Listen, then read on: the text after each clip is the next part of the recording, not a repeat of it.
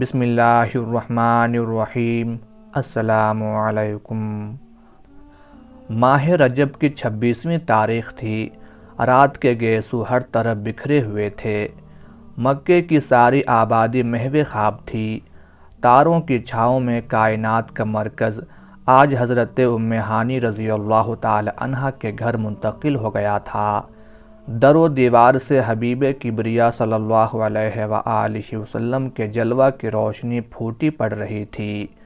رات کا محافظ دستہ عالم بالا سے فرش گیتی کے لیے چلنا ہی چاہتا تھا کہ حجاب عظمت سے آواز آئی، عرش کی قندیلوں کی روشنی تیز کر دی جائے، جنتوں کی کائنات نئے ڈھنگ سے آراستہ کی جائے، قدم قدم پر تجلیات کی شمع روشن کر دی جائیں، روش روش پر بہاروں کا خزانہ بکھیر دیا جائے، کوثر و تسنیم کی سعید موجوں پر نور کی کرن بچھا دی جائے، حوران بہشت حسن مجرد کے شگاف آبگینوں سے حجابات کے پیراہن اتار دیں، ملکوت اعلیٰ کے تمام فرشتے اپنے اپنے آسمانوں پر قطار اندر قطار کھڑے ہو جائیں، افلاک کے تمام سیارے ٹھہر جائیں، وقت کا قافلہ رک جائے، خیر مقدم کے لیے پیغمبران اولوالعزم آسمانوں کی گزرگاہوں پر کھڑے ہو جائیں۔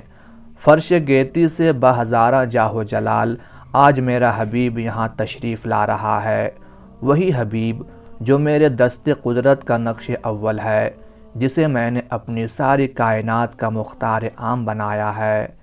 فرمان سنتے ہی قدس میں نورانی مسرتوں کا ایک سما بن گیا، چشم زدن میں عالم بالا کا نقشہ بدل گیا، جنت کی سمٹی ہوئی بہاریں فضائے نور پر چھا گئیں، آسمان اور صحراؤں پر تجلیات کے آئینے نصب کر دیے گئے، نوری کرنوں کا غلاف عرش کے بام و در پر چڑھا دیا گیا، مہتابی کنگروں پر پرچم کبریائی اس شان سے اڑایا گیا کہ سطوت جلال سے عرش کا پایہ ہل گیا، جنتوں کی سرزمین پر بہاروں نے پھول برسائے، نظاروں نے منہ چوما، گلریز تبسم نے موتی لٹائے، حسن بے نقاب نے چراغاں کیا، روش روش نکھر گئی، چمن چمن سنور گیا، اور شباب نور کے نئے پیکر میں جگمگاتی ہوئی حوریں قطار باندھ کر ہر طرف کھڑی ہو گئیں، دم کے دم میں قدس کا عالم لطیف بن سنور کر آراستہ ہو گیا۔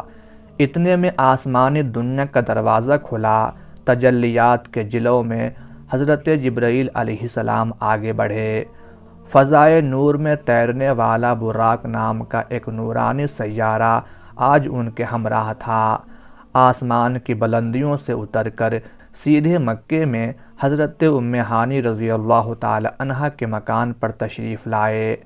آج ان کے آنے کا انداز ہمیشہ سے نرالا تھا، دروازے کی بجائے مکان کی چھت توڑ کر اندر داخل ہوئے۔ حبیب کبریا صلی اللہ علیہ وآلہ وسلم محو خواب تھے، آنکھیں بند تھیں لیکن دل جاگ رہا تھا۔ کچھ دیر سوچنے کے بعد حضرت جبرائیل علیہ السلام آگے بڑھے اور اپنے کافوری لب حضور کے پائے ناز سے مس کر دیا۔ ٹھنڈ محسوس ہوتے ہی نشان قدرت کی نرگسی آنکھیں کھل گئیں، دریافت فرمایا، جبرائیل کیسے آنا ہوا؟ سفیر غیب نے جواب دیا، اللہ رب العزت کی طرف سے حریم عظمت میں تشریف ارزانی کا پروانہ لے کر حاضر ہوا ہوں۔ سارا عالم قدس بچھڑے ہوئے محبوب کے لیے چشم برا ہے، وہ سرحد تجلیات جہاں وہم و خیال کے پر جلتے ہیں، جہاں ملکوت اعلیٰ تک کی رسائی ناممکن ہے، آج وہاں آپ کو اسی لباس بشر میں خرام ناز فرمانے کی دعوت دی گئی ہے۔ حضور تشریف لے چلیں، زمین سے لے کر آسمان تک ساری گزرگاہوں پر امیدوں کا ہجوم ہاتھ باندھے کھڑا ہے۔ چند ہی لمحے کے بعد خاکدان گیتی کا ایک بشر براق پر سوار ہو کر اس شان سے عالم قدس کی طرف روانہ ہوئے کہ ملکوت اعلیٰ کے مرسلین نیاز مند غلاموں کی طرح رکاب تھامے ہوئے ساتھ ساتھ چل رہے تھے۔ مسجد اقصیٰ میں انبیاء سابقین کی ساری جماعتیں عقیدتوں کا خراج لیے حاضر تھیں۔ حضور کی اقتداء میں نماز ادا کر کے سب نے امامت کبریا کے منصب کے ساتھ اپنی نیاز مندی کا کھلا ہوا اعلان کیا۔ وہاں سے فارغ ہو کر امام الانبیاء صلی اللہ علیہ وآلہ وسلم آسمان کی طرف چلے۔ گزرگاہوں پر خیر مقدم کے لیے پیغمبران اولو العزم کھڑے تھے۔ ہر جگہ قدسیوں کے بیڑے سلامی کے لیے جھکے ہوئے تھے۔ عرش الہی کی مانوس فضا میں داخل ہوتے ہی بیتے دنوں کی یاد تازہ ہو گئی۔ قدم پڑتے ہی عرش کا دل خوشی سے جھوم اٹھا۔ پھر وہاں سے آگے بڑھتے رہے، عالم ملکوت بھی پیچھے رہ گیا۔ پھر بڑھتے بڑھتے اب وہاں سے جہاں کی خبر کسی کو نہیں معلوم، ایک محبوب اپنے محب سے، ایک بندہ اپنے معبود سے کس طرح ملا، ماتھے کی آنکھ سے اندیکھی ہستی کا نظارہ کیوں کر ہوا، کیا کیا باتیں ہوئیں، پائے گاہ شہنشاہی سے محبوب کو کیا کیا خلعتیں عطا ہوئیں، یہ ساری تفصیلات صیغہ راز میں ہیں۔ صبح ہوئی تو سارے مکے میں شور برپا تھا۔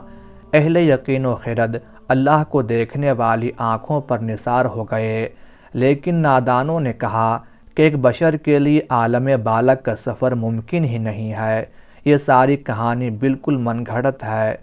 حیرت ہے کہ ایک پیغمبر کی زبان سے اس طرح کی انہونی بات سننے میں آ رہی ہے۔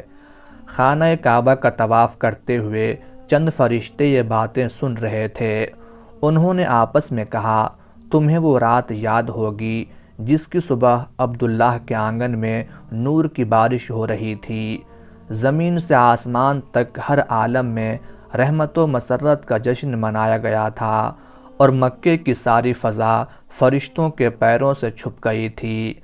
اس موقع پر جب یہ معلوم ہوا کہ سارا اہتمام حضرت محمد صلی اللہ علیہ وآلہ وسلم کی تشریف آوری پر ہو رہا ہے، تو کچھ فرشتوں کو کتنی حیرت ہوئی تھی کہ عالم قدس کا پروردہ ناز اس ظلمت کا دائے خراب میں کیوں کر تشریف لا سکتے ہیں، اور آج جب وہ اپنی مانوس دنیا کی طرف چند لمحے کے لیے واپس تشریف لے گئے تو بنی نوع انسان کے یہ نادان افراد حیرت سے واقعہ کا ہی انکار کر رہے ہیں، حالانکہ دونوں جہان اس واقعے پر گواہ ہیں۔ حضرت محمد صلی اللہ علیہ وآلہ وسلم کی یہ شان بھی عجیب ہے، وہ یہاں آئیں تو فرشتوں کو حیرت، اور یہاں سے جائیں تو انسانوں کو حیرت، ان کی ذات حیرتوں کا مجموعہ ہے۔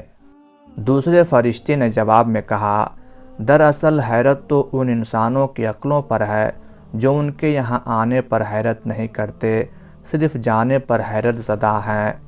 حالانکہ کسی کا اپنے وطن میں ہونا باعث حیرت نہیں ہے، باعث حیرت غیر جگہ آنا ہے۔ وہ ہر عالم کی رحمت ہیں، کسی عالم میں رہ جاتے، یہ ان کی مہربانی ہے کہ یہ عالم پسند آیا۔